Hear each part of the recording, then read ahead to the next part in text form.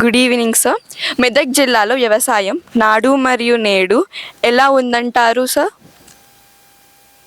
ఒకనాడు మెతుకు సీమ అంటే రైతుల ఆత్మహత్యలు, నెర్రెలు వారిన నేలలు, బీడు భూములు, ఎండిన చెరువులు, అంటే ఒక చుక్క నీటి కోసం వందల ఫీట్ల వరకు బోర్లు వేసినా కూడా ఫలితం దక్కేది కాదు.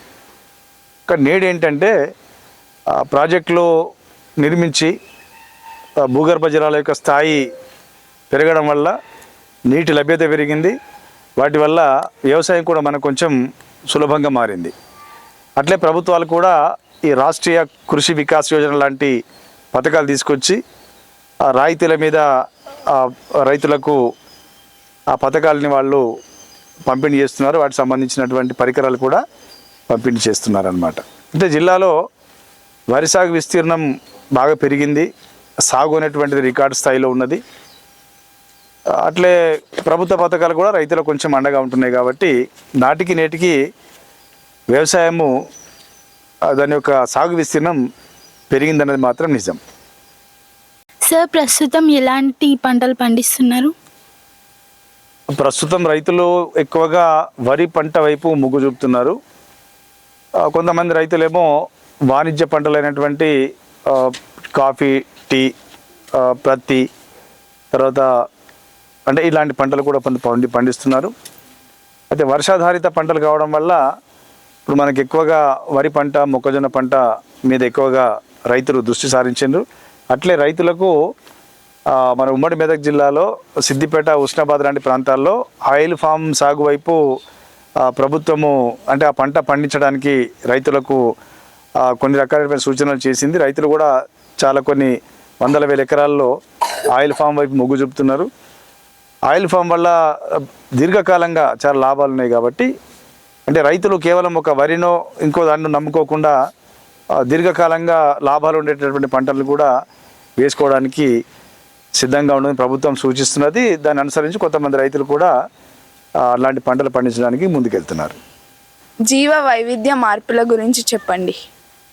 ఇవి భూమిపై జీవ వైవిధ్యాన్ని ప్రభావం చేస్తాయి. వాస్తవానికి ఇది జీవుల మనుగడకు ముప్పు కలిగించి పర్యావరణాన్ని దెబ్బతీసేటువంటి మానవ కార్యకలాపాలే ఎక్కువగా ఇబ్బంది పెడుతున్నాయి. రెండవది వాతావరణ మార్పులు, తర్వాత కాలుష్యం, తర్వాత ఆవాసాల నష్టం వంటి అనేక కారణాల వల్ల జరుగుతూ ఉన్నాయి.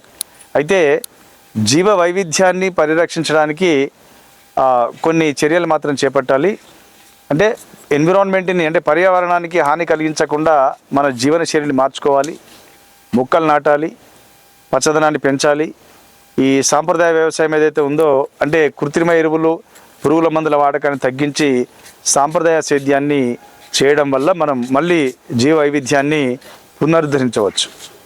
పర్యావరణాన్ని కాపాడుకోవాలంటే ఏం చేయాలి సార్?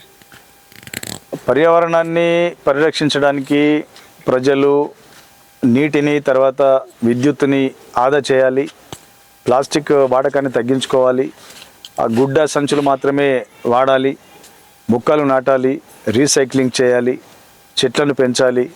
చెట్ల యొక్క అటవీ శాతాన్ని కూడా ఎక్కువగా పెంచడానికి ప్రయత్నం చేయాలి. తర్వాత కార్ పూలింగ్ లాంటి చర్యలు చేపట్టాలి. ఇది మీలాంటి విద్యార్థులు, ఉపాధ్యాయుల యొక్క వారి యొక్క అంటే సమాజానికి వారు ఇచ్చేటటువంటి అంటే వారు చేస్తూ ఇతర విద్యార్థులకు చెప్పడం, ఉపాధ్యాయులు కూడా వాళ్ళు అనుసరించే విధంగా వాళ్ళని గైడ్ చేయడం, తర్వాత సమాజంలో కూడా మనం అంటే ఇంటి నుంచే మొదలు కావాలి. ఇట్లాంటి మార్పులన్నీ మన ఇంటి నుంచే మొదలైతేనే పర్యావరణాన్ని మనం అందరము రక్షించగలుగుతాం. ఇది భవిష్యత్ తరాలకు కూడా చాలా క్షేమదాయకంగా ఉంటుంది. మనల్ని, మన భూమిని, మన పర్యావరణాన్ని కాపాడుకోవాలంటే ఇలాంటి చర్యలు తప్పకుండా మనము తీసుకోవాలి. మీ విలువైన సమయాన్ని మా కోసం కేటాయించినందుకు ధన్యవాదాలు. థ్యాంక్ యూ అమ్మా. Thank you so much.